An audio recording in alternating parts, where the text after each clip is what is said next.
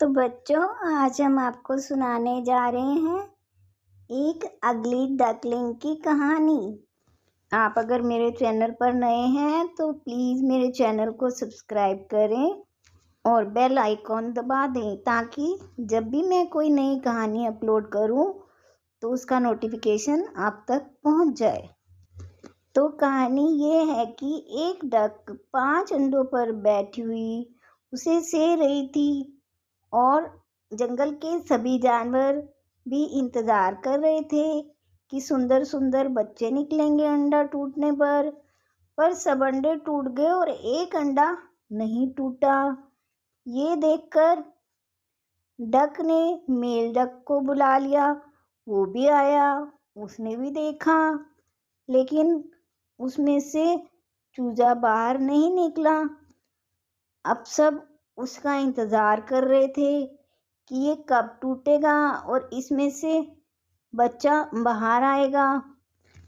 और छोटे छोटे जो चूजे पहले बाहर आ चुके थे वो भी इंतजार कर रहे थे कि इसमें से कब हमारा भाई बाहर निकलेगा।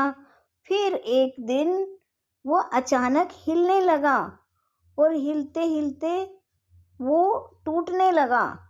बाकी चूजे ये देखकर बहुत खुश थे कि अब इसमें से भी हमारा एक भाई बाहर आने वाला है और वो खूब नाच रहे थे उसको देखकर। और मम्मी डक और पापा डक भी बहुत खुश थे कि अब इसमें से भी बच्चा बाहर आने वाला है। और वो फिर आखिर बाहर आ ही गया।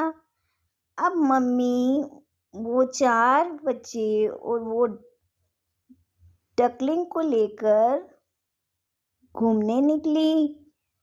अब वो तालाब में अपने बच्चों के साथ तैरते हुए जा रही थी तो सब उन्हें देख रहे थे और खुश हो रहे थे। और मदर डक भी बहुत खुश थी अपने बच्चों के साथ। और फिर तैरते तैरते सभी बच्चे जानवरों के झुंड के पास पहुंच गए और झुंड में सभी ने उसे बोला, अरे तुम तो बहुत भद्दे दिखते हो, तुम तो बदसूरत हो। और वो रोने लगा और वो बहुत बुरी तरह से रो रहा था कि मैं बदसूरत हूँ। और सूअर ने बोला, बेकार से लगते हो, तुम तो बड़े बेकार हो। और फिर मुर्गी भी बोली, तुम तो बहुत बुरे लगते हो। तो ये बात मदर डक सुन रही थी तो वो उधर आई और उन सबको डांटने लगी कि मेरे बच्चे को तुम सब बुरा क्यों बोलते हो, वो इतना सुंदर तो है, तुम उसे क्यों बुरा बोल रहे हो। मदर डक ने उनको बहुत डांटा, बहुत ही डांटा, क्योंकि वो उसके ही बच्चे को बुरा बोल रहे थे, बदसूरत बोल रहे थे। तो सारे डर गए। फिर मदर डक ने बोला, चलो बच्चों तुम यहाँ से हट जाओ और जाकर कहीं और खेलो। और फिर सब बच्चे दूसरी जगह जाकर खेलने लगे।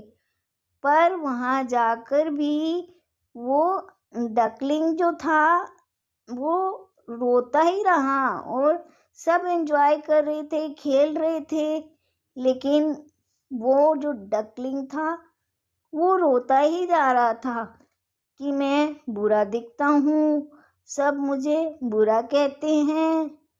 तो उसके भाई मिंकू ने बोला, आ जाओ भाई, आ जाओ, तुम तो मेरे साथ आ जाओ, हम स्विमिंग करेंगे। वो फिर भी रोता जा रहा था, उसको बड़ा दुख हो रहा था कि मैं इनकी तरह सुंदर नहीं दिखता हूँ और वो उसके साथ खेलने के लिए नहीं गया। फिर उसने मन में सोचा कि मैं इनको छोड़कर चला जाता हूँ और वो जाने लगा और वो रोता जा रहा था और जाता जा रहा था। अब वो उनको छोड़कर कहीं और जा रहा था। उसने सोचा कि मैं यहाँ रहूँगा तो सारे मुझे बदसूरत बदसूरत बोलेंगे और मेरे भाई बहनों को भी तंग करेंगे, तो वो उनको छोड़कर कहीं और चला गया।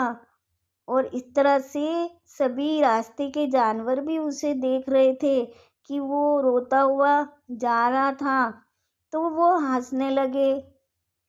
फिर वो जो डकलिंग था वो बतखों के एक झुंड के पास पहुंचा और बोलने लगा, क्या मैं तुम्हारे साथ रह सकता हूँ? तो उन्होंने कहा, नहीं नहीं, तुम हमारे साथ नहीं रह सकते, तुम इतने भद्दे दिखते हो, तुम हमारे साथ नहीं रह सकते, जाओ जाओ यहाँ से, हमारा दिमाग मत खराब करो, हमें खेलना है यहाँ पर। और फिर वो रोने लगा। और फिर उसने सोचा, अब मैं क्या करूं? अब वो उधर से भी चल पड़ा। और फिर बरसात शुरू हो गई। तो बरसात शुरू होने पर वो एक डॉगी के घर के पास चला गया। और उस डॉगी के घर के पास जाके उसने सोचा कि क्यों ना मैं इसका दरवाज़ा खटखटाऊं और अंदर आने के लिए बोलूं, बरसात हो रही है, मैं भीग जाऊंगा।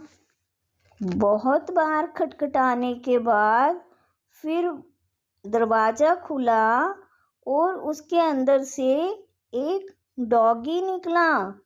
और वो डॉगी जो है वो उसे डांटने लगा और भौंकने लगा और बोला, मैं सो रहा था, तुमने मेरी नींद खराब कर दी, तुम्हें क्या चाहिए?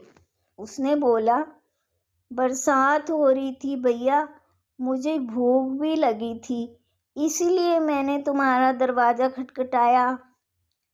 तो उसने बोला, चले जाओ यहाँ से, मेरे पास कोई खाना नहीं है, मैं तुम्हें कोई खाना नहीं दूंगा। और फिर डकलिंग जो था वो बहुत डर गया था और फिर वो वहाँ से भी चल पड़ा। अब चलते चलते वो एक जगह पहुँच गया। अब रात के टाइम बहुत ठंड हो गई थी और उसके पास कपड़े भी नहीं थे। अब वो ठंड में कांपने लगा और दूसरे जानवरों ने खूब अच्छी तरह से कपड़े पहन रखे थे। तो उन्होंने पूछा, भैया तुम्हारे कपड़े कहाँ हैं? तो उसने बोला, मेरे पास कोई कपड़े नहीं है, मैं अपनी मम्मी को भी छोड़ के आ गया हूँ और मेरा कोई घर भी नहीं है, अब मैं क्या करूँ, मैं कहाँ जाऊँ? और इस तरह से दिन बीतने लगे और वो डकलिंग एक बड़ा होके बड़े सुंदर स्वान में बदल गया। और फिर एक दिन वो तैरता हुआ दूसरे स्वान के पास आया और उसने देखा कि ये तो बहुत सुंदर पक्षी हैं, कितने अच्छे लग रहे हैं। तो वो सब जो स्वान तैर रहे थे वो उसके पास आए और कहने लगे, भैया तुम भी आ जाओ हमारे साथ तैरो। तो उसने बोला, नहीं नहीं, मैं तो बहुत बदसूरत हूँ। उसने कहा, नहीं, तुम पानी में देखो, तुम कितने सुंदर हो, तुम हमारे जैसे ही दिखते हो बिल्कुल। और फिर वो अपनी परछाई को पानी में देखकर बहुत ही खुश हो गया कि मैं तो बहुत ही सुंदर हूँ। और फिर वो उनके साथ पानी में उतर के तैरने लगा। वो बहुत खुश था कि मुझे मेरे भाई मिल गए। और दूसरे हंसों के कहने पर वो नदी में कूद गया और फिर कूदकर उनके साथ तैरने लगा।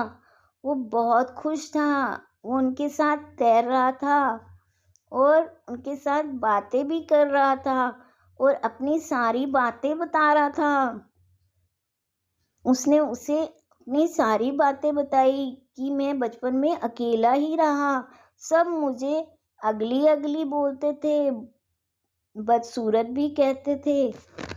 उन्होंने कहा, नहीं नहीं बच्चे, तुम बिल्कुल भी बदसूरत नहीं हो, तुम तो देखो हमारी तरह कितने सुंदर हो। तो फिर वो बहुत ही खुश हुआ। तैरते तैरते बहुत देर हो गई, रात हो गई, तो वो हंस जो थे उसको लेकर अपने साथ चल पड़े। वो अगली डकलिंग अब एक बहुत सुंदर हंस बन चुका था और वो अपने हंस भाइयों के साथ खुले आसमान में उड़ता जा रहा था। दूसरे हंस उसे अपने घर ले जा रहे थे। वो बहुत खुश था। बच्चे भी उनको देखकर बहुत खुश हो रहे थे और वो हाथ हिला हिलाकर उसे बुला रहे थे।